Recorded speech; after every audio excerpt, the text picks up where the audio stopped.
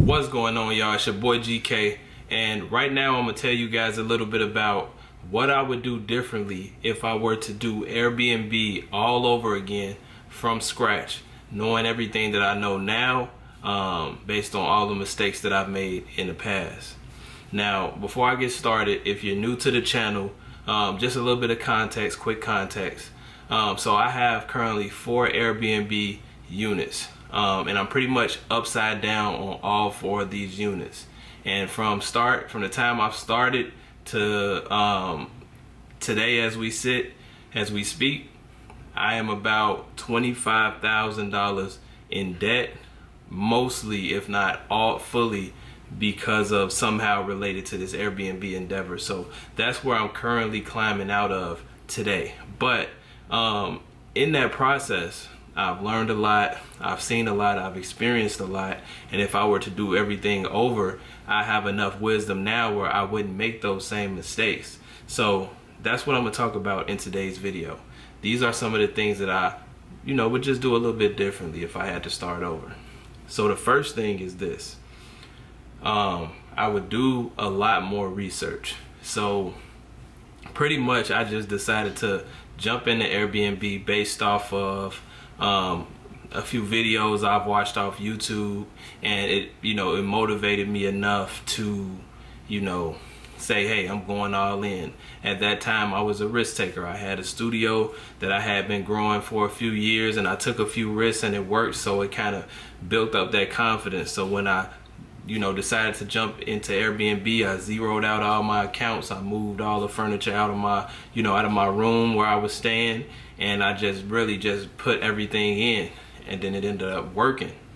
And off the high of now having 2 of these, I scaled, super quick and bought a house, and then bought 2 more rentals, and it just became, I just blew it out of proportion too fast. So the first thing I would do is do a little bit more research. Find out what actually is going to be required so that you know what you're actually up against, so that you don't make the mistake I did of just moving too fast or doing totally out of bounds things just because you're unfamiliar with the blueprint, with the business model in general. Now, another thing I would do is I would keep that property, that first unit that I got, for at least a year by itself, or long enough to learn all of the ins and outs and things like that, and apply these things to the property and be able to get a good idea of, if I was to scale to 2 properties or even more, these are the numbers that I would have to account for. These are the frameworks based on all the mistakes. I would give myself time to make mistakes. I would give myself time to experience the inevitable property management issues that were gonna happen. If somebody would have been able to tell me, if I would have gotten proper mentorship, that hey, expect some property management issues along the way. Get a feel for what it's gonna take to actually maintain a property, whether you're selling it, because whether you're selling it renting it long term or renting it short term or mid term, you're gonna have to take into account property management. So I would first keep that property for a year at least, or as long as it takes for you to get an actual idea of what the actual business is behind the scenes. Because renting it and getting them to deposit money into your bank account is one thing, and that's the only thing I was focused on at first. And then 2, the other thing is the actual behind the scenes business that all businesses need to survive. Profit, loss, budgeting, accounting, processes, systems, all of these things. I would just give it a little bit more time. The third thing that I would do is I would not scale aggressively.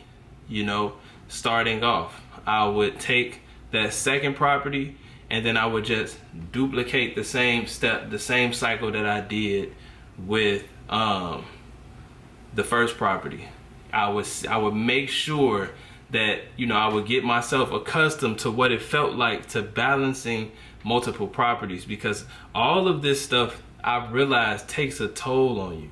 It takes a toll on your psyche, your, you know, your spirit, where it's like, you know, you go from thinking that this is going to be something that puts you at ease and allows you to take a step back to something that puts you consistently on the front line, and now you don't know, you dreading, you looking at your phone because you don't know if it's going to be another Airbnb call, something else going on, somebody, you know, you just don't know. And so I would take my time, you know, because, like, let's say if I was experienced in handling hundreds of units or tens of units or something, maybe I would have the experience to be able to handle more units at one time. But if it's your first time handling all of these multiple units, pretty much your property manager presiding over, you know, multiple units, then no, I would, if possible, sometimes it's not possible, but if possible, I would take the time and just baby step with those and get to know them, because to me, at looking back, it was like those were like my babies, you know what I'm saying? Those were like my kids, and I raised them too fast, you know, and they turned out to be, you know, underdeveloped, you know what I mean? So I would take my time and really put some TLC into my kids and make sure I understand them emotionally, physically, you know what I'm saying, psychologically, you know, all the things before moving on. Because once you get another kid, once you add another piece to the pie, now you have to synergize and make a, you know, cohesive ecosystem for everybody.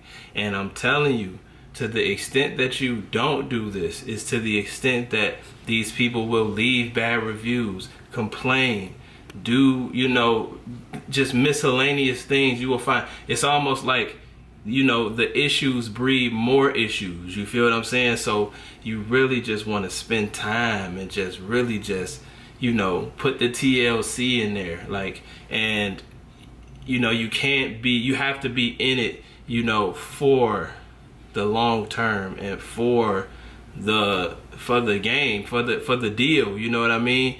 The deal's sake, not just to financially profit. And that's the next thing I would say, you know, coming into this, I really didn't see Airbnb as, I didn't know how to see it past the money, you know what I mean? But one thing I did, the emotional tie that I did have to it, which is what made me want to jump off into it in the first place, is that I realized during the studio era of my life that, you know, what I really enjoyed more than actually sitting in the recording studio and, you know, recording people sitting at a desk and clicking buttons and mouses all day, was I liked the process of making the studio, the process of expanding the studio, seeing them cut out the walls and put a door in, learning how to make a door frame. I didn't do the work, but I'm just saying I'm getting to see these things because this is what we're doing, changing the walls to the colors that are the staple colors of the studio, you know what I mean, that went on to be the staple colors of the studio, you know, like developing these things and giving the space of personality. I really realized that I liked that for real. So that's what caused me to see Airbnb as a natural segue. Like, I'd be able to do that, you know, more often. I could design one property, rent it out, then go design another one. But I realized once I got in, I'm not a designer. Like, it took time to do that studio, but duplicating this, you know, I didn't have that skill, but I still wanted to be able to have these things. So that's what kept my heart in the deal, even when it was going downhill, because I was like, man, I really think the idea of being able to have multiple spaces that I control, if not own, would be cool. It'd be cool to be able to have this be, you know, like a career where we're just sitting designing nice spaces that people then rent out. And I still, to a degree, feel like that is something that I would want to do, but first I got to get out of this hole. But that's what I would do differently. Now, on a personal, you know, a more personal note, something that I really realized that I would personally do differently, well, I guess all of this is personal, but something that really may not, you know, work for you or you might not consider, I would really experiment more with the sheets and the linens and things that, you would use in the Airbnbs. Because at first, when I first started, I would go like, I was going the cheap route. I would go like to Family Dollar, I would go like to Ross, and I would pay like 30 bucks, 25 bucks for a full sheet set with a comforter, and it would get the job done for that one day. But once you wash it, I really realized that after a few washes, it was like trash. The cotton on the inside, or polyester, or whatever they use, it would ball up, and it was like, it just made the whole place look tacky. The length of the comforters never drooped down. How how it looks nice when something, when the comforters droop down to like almost like the floor level.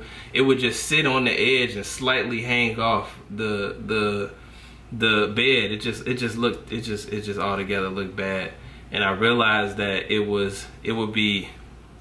would cost me more in the long term to keep having to buy these things versus just to pay a little bit more up front for some nicer quality bedding, right? And then I found the nicer quality bedding, and it worked out until I realized that then what I was going through was these nicer quality beddings, and it's not because they were nicer quality, it's just something that I was able to see better with the nicer quality stuff, is that there will be like, hard to get out like stains, right? Like inside the, like the sheets, like maybe it'll be like an oil stain or something, you know what I mean? I don't know.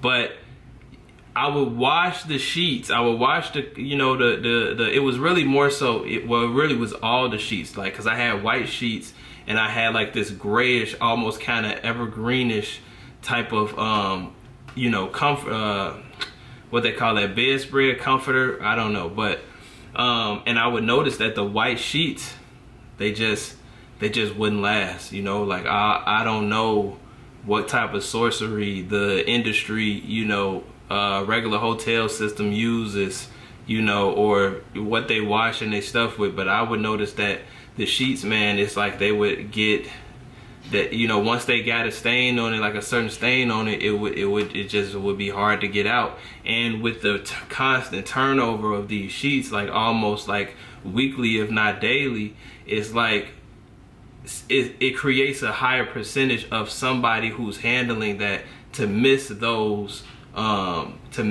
small stains.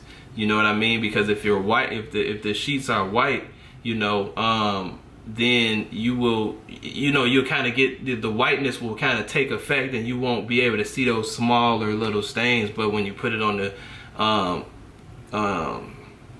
the actual bed, I just remember too many times where it just felt like Russian roulette. Like, please, when I open these sheets, because it was clean it looked clean when I took it out, you know what I mean? But I pray that there is nothing that I'll see, because once you put it on the bed, that's when you'll finally see the stain, and then you gotta adjust, decide if you're gonna buy new sheets or what, So I would just, and to this day, I still haven't figured out a real solution for this, because as of right now, I have tenants. I've decided I'm putting tenants in the unit, so I got tenants in there right now, just taking me to the term of when I can get out of this debt and just, get rid of the deal altogether. So I'm not even really trying to participate in the Airbnb side, because I'm just too far gone down the drain of the deal. But this is something that I would definitely take into consideration, like deciding what sheets, what color sheets, what kind of sheets, you know what I mean? And, I see why, you go into a hotel, right? And you be like, why did they choose this sheet? Well, like, why did they choose this? Why did they choose this comforter? Why did they choose this? Look, it got all these designs on it. Now my guess is probably that it probably hides the stains better. I don't know, you know what I mean? But these are things that I would pay attention to if I was going to do Airbnb over again. Now, I'm sure once I get off this video, I'm probably going to think of some more things. So if I do, maybe I'll do a part 2. But for right now, I feel like these were like some of the most important things that I would do over from if I had to start Airbnb over from scratch. But that's all I got for you guys today. And if you like the video, please, like, comment, subscribe. If you drop a comment, I will respond. Like, I love looking at the comments. You know, if you want to see more videos like this, I am, you can see me rebuild my life from scratch as I'm doing it every Monday, Wednesday, and Friday. So there's always that. But other than that, I'll catch you guys in the next video, and until then, peace.